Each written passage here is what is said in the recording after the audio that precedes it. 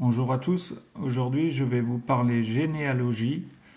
Je vais vous faire part de mon expérience personnelle, comment j'ai débuté ces recherches qui sont passionnantes, très prenantes. Il faut sacrifier beaucoup de temps pour faire ce travail. Personnellement, je suis situé dans le Bas-Rhin, la région Alsace, dans le pays de la France. Donc je me suis appuyé, comme je le montre sur l'image, sur différents sites qui sont donc les archives départementales du Bas-Rhin, MyHeritage, ainsi que le site Family Search. Donc, pour commencer sa généalogie, débuter et rechercher ses ancêtres, vous souhaitez connaître vos origines et vous avez entendu parler des recherches généalogiques, vous vous demandez qui étaient vos ancêtres et où ils vivaient. Mais d'abord, jusqu'où peut-on espérer remonter? Généralement, on peut remonter jusqu'au XVIIe siècle, c'est-à-dire jusqu'environ entre 1600 et 1700. Combien de temps faut-il pour faire sa généalogie? Comme je vous l'ai dit précédemment, c'est une passion. Quand il nous tient, tous les amateurs de généalogie vous le diront, on ne compte plus. Première enquête, c'est parti. La première étape consiste à faire appel à sa mémoire et à celle des membres de la famille encore vivants. La deuxième étape consiste à collecter les documents et les informations comme les actes de l'état civil, qu'il est possible donc de consulter en mairie ou alors en ligne. Il faut également chercher dans les papiers de la famille, comme le livret de famille qui existe depuis 1870 ou tout autre acte civil. Il n'y a qu'une solution, interroger la famille. Ça, c'est très important. C'est de là que ça part. Allez voir les doyens de la famille qui pourront vous renseigner en vous donnant des noms et certainement des dates, des lieux. Et peut-être qu'ils vous dévoileront aussi certains secrets de famille. Donc mon expérience personnelle a commencé lors d'un voyage aux USA où j'ai croisé sur ma route des Mormons pour qui la généalogie, le lien de la famille est très important. Ils m'ont parlé d'un site, Family Search, qui est entièrement gratuit, je le précise, et qui m'a permis de constituer mon arbre généalogique sur Internet, en le renseignant par moi-même et ou en recherchant des ancêtres qui figurent déjà dans des branches d'un arbre existant. Et comme je l'ai écrit, c'était incroyable, par cette fonction de recherche, j'ai effectivement retrouvé un certain nombre de mes ancêtres. Je précise qu'il faut faire attention aux homonymes. Ils sont nombreux, et bien sûr, il faut vérifier la cohérence des noms, des lieux, des dates et autres renseignements. Par la suite, j'ai découvert qu'il existait pour mon département les archives départementales en ligne, qui sont donc les archives départementales du Bas-Rhin.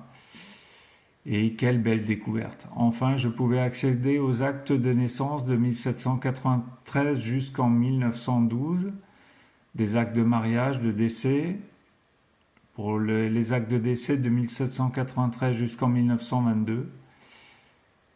Je précise qu'il y a aussi d'autres actes, des actes paroissiaux, des actes de recensement de population par exemple, et bien d'autres encore qui vous permettront de faire de belles découvertes.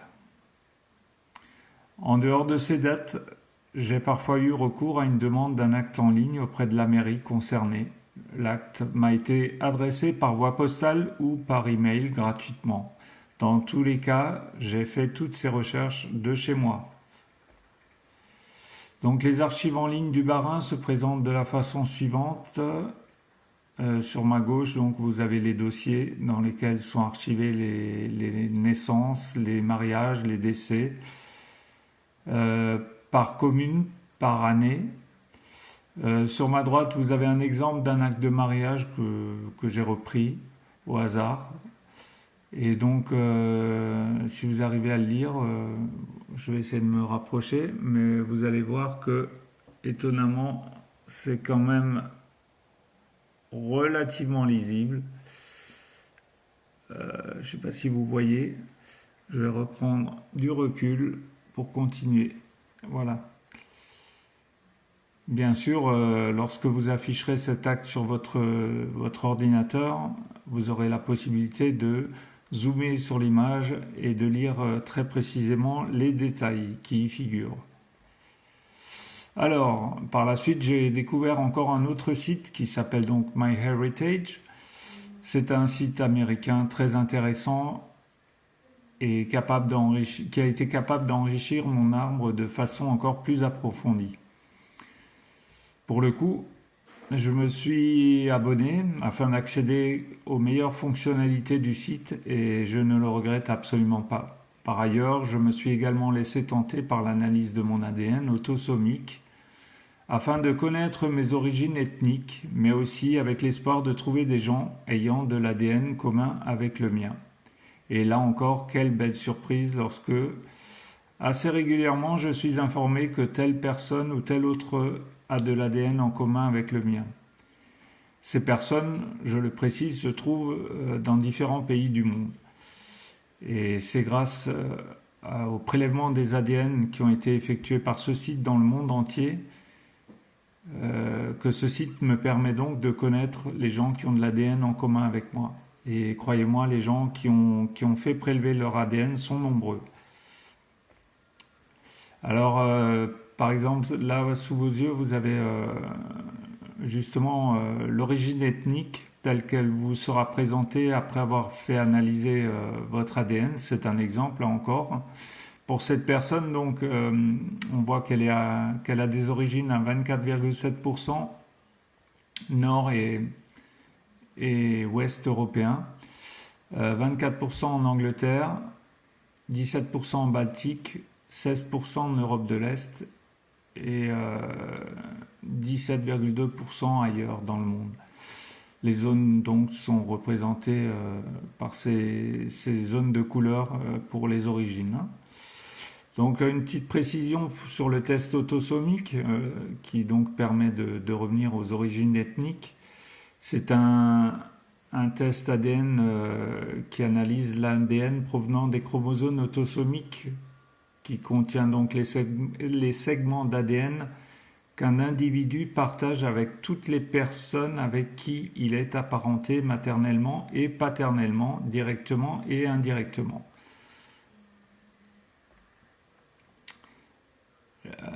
Exemple justement d'une personne qui m'a été présentée dans mon arbre. Là, cette fois-ci, c'est mon propre exemple. Une personne qui a une correspondance ADN relativement éloignée, puisque j'ai que 0,6% d'ADN en commun. Et donc, de ce fait, ce serait une petite cousine ou très très lointaine. Voilà. Il faut savoir que de nos parents, on récupère donc de la mère 50%, du père 50%, et donc vous imaginez bien que plus vous remontez loin en arrière, plus ça se disperse. Voilà, en tout cas des parents c'est moitié-moitié, si tout va bien. Là c'est un exemple d'un arbre généalogique tel qu'il se présente, enfin une portion d'arbre, hein, parce que bien évidemment... si comme pour le mien qui comporte plus de 1000 personnes, il n'est pas possible de les visualiser instantanément, donc on visualise portion par portion. Voilà. Là, c'est une autre des fonctionnalités, une des dernières fonctionnalités que je vais vous présenter, donc qui permet de constituer également l'arbre et de l'éditer en format PDF sur papier. Voilà, donc sur votre droite, vous avez des individus qui font partie de l'arbre. On voit sur le tableau à gauche donc la première personne qui est donc à l'origine du début. Et ensuite, on remonte donc en arrière par les parents, grands-parents et ainsi de suite. Je reste à votre disposition pour toute question. C'est simplement quelques notions qui vous permettront de commencer à faire votre arbre. Quoi qu'il en soit, je suis prêt à aider toute personne qui se manifestera. Merci de votre écoute et à bientôt.